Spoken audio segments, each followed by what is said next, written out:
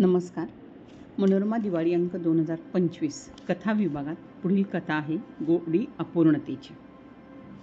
आज 10वीच्या बोर्डाचा रिझल्ट लागणार होता. प्रत्येकालाच रिझल्टची उत्सुकता होती.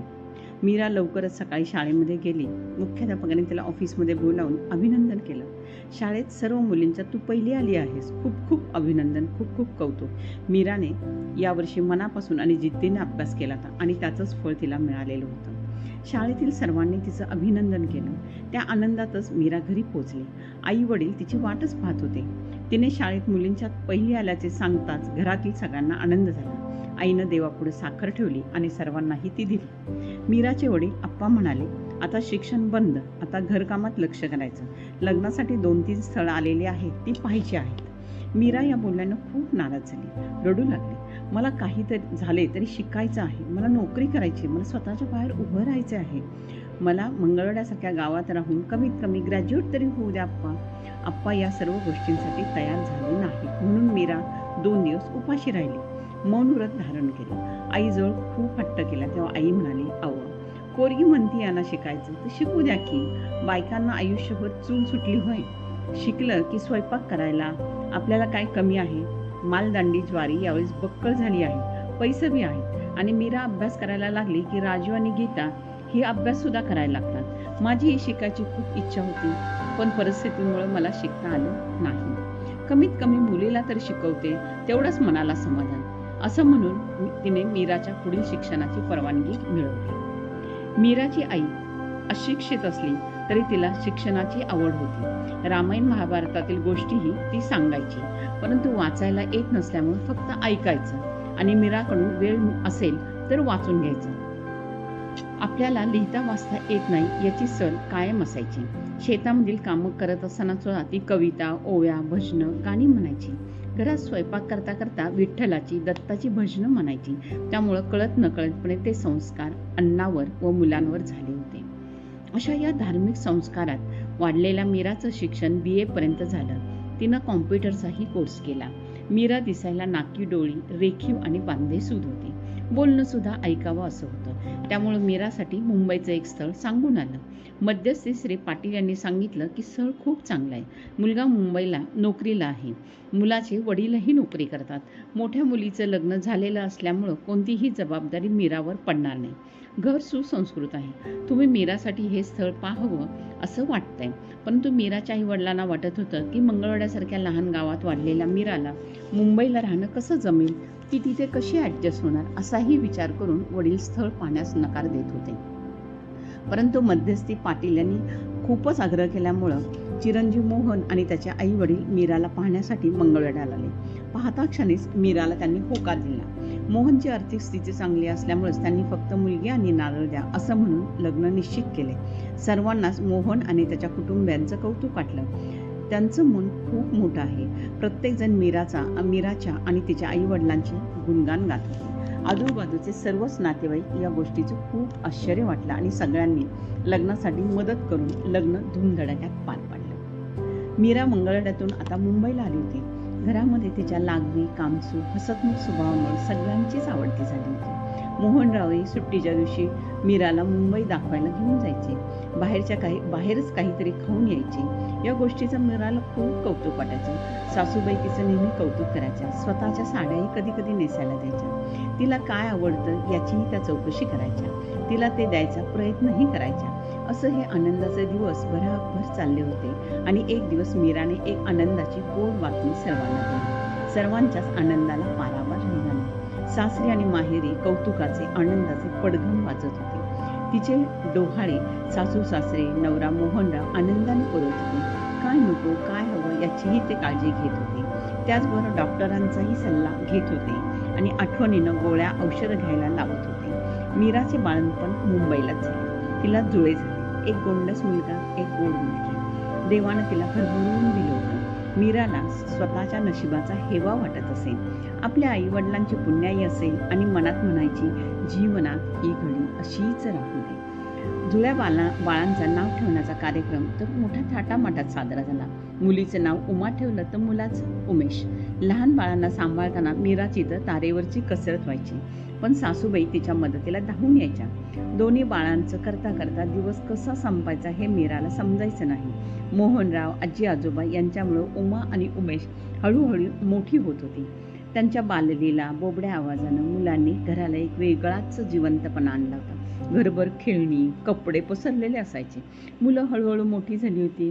अचानक एक दिवस मीराला खूप ॲसिडिटीचा त्रास सुरू झाला, म्हणून उलट्याही व्हायला लागल्या. घरगुती इलाज केले, पण काहीच उपयोग होईना. 2-3 दिवसांनी मीराला डॉक्टरांकडे नेलं. औषधांनी फरक पडेल असं सांगितलं. मीराच्या सासूबाई म्हणाल्या, बऱ्याच दिवसात मीरा माहेरी गेली नाही, थोडा हवा बदल झाला तर तिला बरं वाटेल. म्हणून मीरा मंगळवेढ्याला 8-10 दिवस राहण्यासाठी आली. परंतु तब्येतीत काहीच फरक पडला नाही. मंगळवेढ्यातील डॉक्टरांचाही सल्ला घेतला, औषधं घेतली, परंतु काहीच उपयोग होत नाही. म्हणून मीराने पुन्हा मुंबईला जाण्याचा विचार केला. तिथंच डॉक्टरांना दाखवू असं म्हणून आई वडिलांसोबत मुंबईला गेली. मीरा आजारी असल्यामुळं खूप थकल्यासारखी अशक्त झाली होती. त्यामुळं मोहनरावने तज्ज्ञ डॉक्टर पाटील यांना दाखवायचं ठरवलं. वेगवेगळ्या रक्त लघवीच्या तपासण्या केल्या. संध्याकाळी रिपोर्ट आल्यावर डॉक्टरांनी मोहनरावना बोलून घेतलं. मीरा म्हणाली, मी सुद्धा येते, जे काही झालं आहे ते मला कळलंच पाहिजे. खूप हट्ट केल्यावरती मीरा आणि मोहन डॉक्टरांकडे गेले. डॉक्टरांनी त्याच्या लघवीमध्ये क्रिएटिनचं प्रमाण खूप वाढल्याचं, तर रक्तातील हिमोग्लोबिनचं प्रमाण कमी झाल्याचं सांगितलं. मीराला पुन्हा वेगळी औषधं देण्यात आली. या नवीन औषधांनी सुद्धा मीराच्या तब्येतीत काहीच फरक पडला नाही. म्हणून मोहनरावने दुसऱ्या तज्ज्ञ डॉक्टरांचा सल्ला घेण्याचा विचार केला व डॉक्टर कादे यांना मीराचे रिपोर्ट दाखवले. मीराची वैद्यकीय तपासणी केल्यानंतर डॉक्टरांनी मीराला किडनीचा आजार झालेला आहे, त्यामुळे मीराला ताबडतोब डायलिसिस करून घेणं आवश्यक आहे. कधीही आजारी न पडणारी उत्साही मीरा हे ऐकल्यावर तिच्या पायाखालची वाळू सरकल्याप्रमाणे मनाने ती कोसळली. आपल्याला असं काय झालंय या विचाराने ती निःशब्द झाली. डोळ्यासमोर अंधार दाटून आला.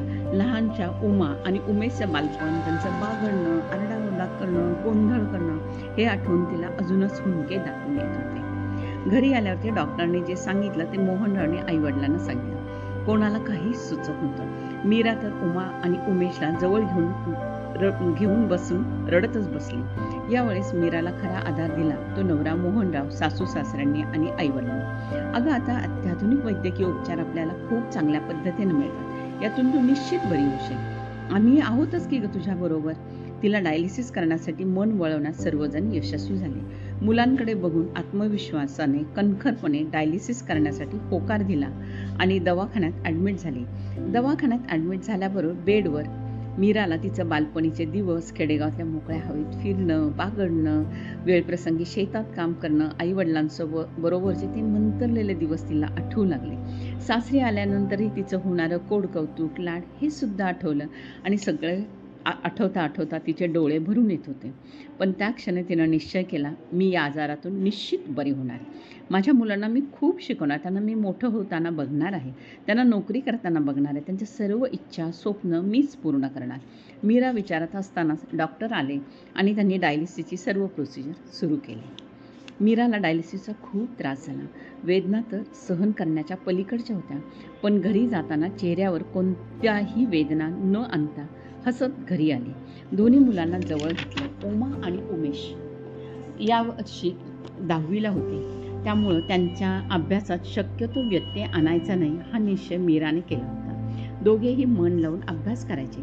काही अडचणी आल्या तरी विचारायचे, म्हणून माझ्या आजारपणाबद्दल घरात जास्त चर्चा करत नव्हतो. मुलांना 10वीला अपेक्षेप्रमाणे 85% जास्त मार्क मिळाले. याचा आनंद आम्हा दोघांनाही खूप झाला. त्यामुळे सायन्स साईडला दोघांना प्रवेश पटकन मिळाला. सुरुवातीला डायलिसिस महिन्यातून एकदा करावे लागायचे, परंतु आजार वाढत गेल्यामुळे हे प्रमाण 2दा झाले. पुढे तर आठवड्यातून एकदा करायची वेळ डायलिसिसची मीरावर आली होती. मीरा जेव्हा मागे वळून पाहते तेव्हा 10 वर्षांमध्ये आपल्या आयुष्यात झालेला बदल, आपल्या मुलांना शाळेत घालून त्यांचा अभ्यास घेता आता इंजिनिअरिंग कॉलेजला गेली आहे, चांगल्या मार्काने पास होत आहेत, बक्षीसही मिळवत आहे, हे सर्व आठवून तिचा चेहरा आनंदाने उजळला होता. मुलांना कायमच प्रोत्साहन द्यायचे, त्यांचा आत्मविश्वास वाढवण्यासाठी वेगवेगळ्या गोष्टी सांगायच्या. तुमचे यश हे माझ्यासाठी लाख मोलाचं आहे असं म्हणायची. उमा व उमेश आईला होणारा त्रास पाहायचे. आईला शक्य तेवढी मदत करायचा ते दोघेही प्रयत्न करायचे. आजी आजोबांकडेही लक्ष द्यायचे. पप्पा दमून घरी आल्यावर उमा आठवणीनं आई पप्पांना चहा बिस्किटं द्यायची, गप्पा मारायची, कॉलेजमधल्या गमती सांगायची, वातावरण हलकं फुलकं करण्याचा तिच्या परीनं ती प्रयत्न करायची. दिवस भरभर पुढे जात होते. प्रत्येकजण आपापल्या कामात व्यस्त होता, तरी सुद्धा प्रत्येकाच्या मनात माझ्याबद्दल एक आस्था, आपुलकी होती. आईला होणाऱ्या त्रासाची जाणीव होती, परंतु कोणीही त्यांना तसं बोलून दाखवत नव्हतं. उमा व उमेश दोघेही IT इंजिनियर म्हणून मेरिटमध्ये पास झाले व कॅम्पस सिलेक्शनमध्ये त्यांना चांगल्या कंपनीमध्ये नोकरीसुद्धा मिळाली. ज्या ध्येयानं जिद्दीनं मुलांना शिकून मोठं करायचं तिनं ठरवलं होतं, ते स्वप्न पूर्ण झालेलं बघून मन समाधानाने काठोकाठ भरले होते. यावेळेस उमा आणि उमेशने आई पप्पांच्या लग्नाचा 25वा वाढदिवस 7 जानेवारीला घरी साजरा करायचा असं मनोमन ठरवलं होतं. घरी फक्त आत्या, मामा, मावशी, मंगळवाड्याचे आजी आजोबा यांनाच बोलवायचं ठरलं.